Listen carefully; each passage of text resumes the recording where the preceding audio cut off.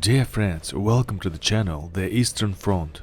Today we will talk about the inventiveness of commander of the artillery battery Vasily Ivanovich Frolov, who was awarded the Order of Alexander Nevsky in April 1944. Soviet troops fought for the liberation of Poland. Frolov's battery stopped near the small town. The task that was set was very difficult and almost led to a tragedy. The gunners had to prevent the enemy troops from joining. For this, the battery got in the way of the retreating Nazi units, forcing them to stop moving towards their troops with fire. But it turned out that the retreating Germans, perhaps unwillingly, surrounded the gunners.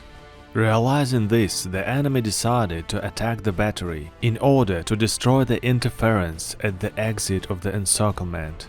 The situation was more than critical. The fighters are tired, ammunition is running out, and Soviet soldiers are facing outnumbering enemy forces.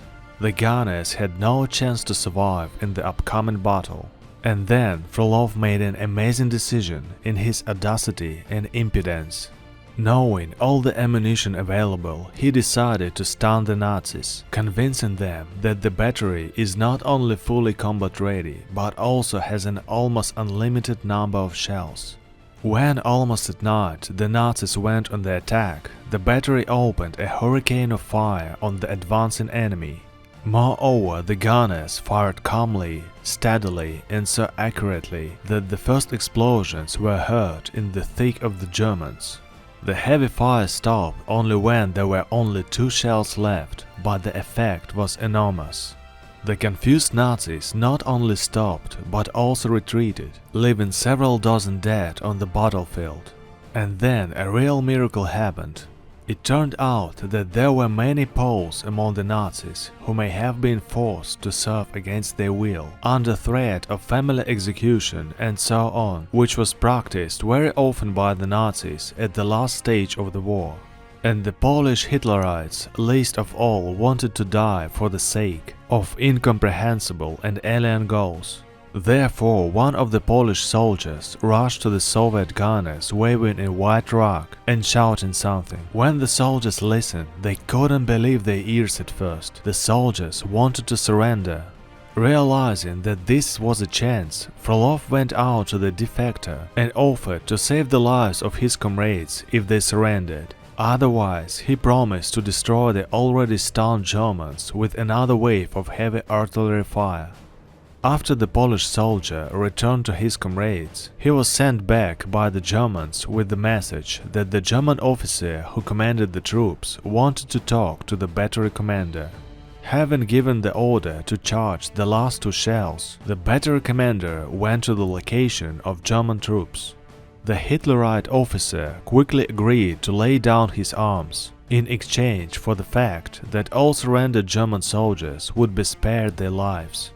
Of the more than 300 soldiers, almost 150 people surrendered. The remaining refused to lay down their arms. The success was colossal on the one hand, and on the other, how to escort a company and a half of the prisoners if the battery itself is not only surrounded, but there is not a single cartridge in the machine guns. And again Frolov made a decision no less amazing in its audacity.